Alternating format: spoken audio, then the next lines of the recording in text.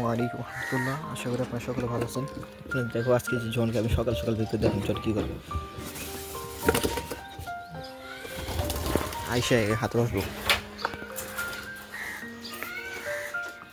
আসো দেখেন জন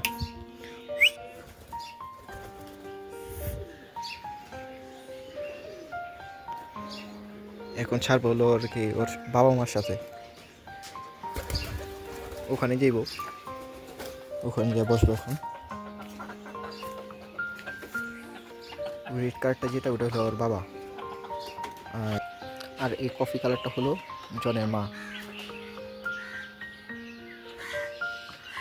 আর এটা হলো যে যেটা দেখছেন এই লালটা, এটা হলো জনের বাবা মার দ্বিতীয়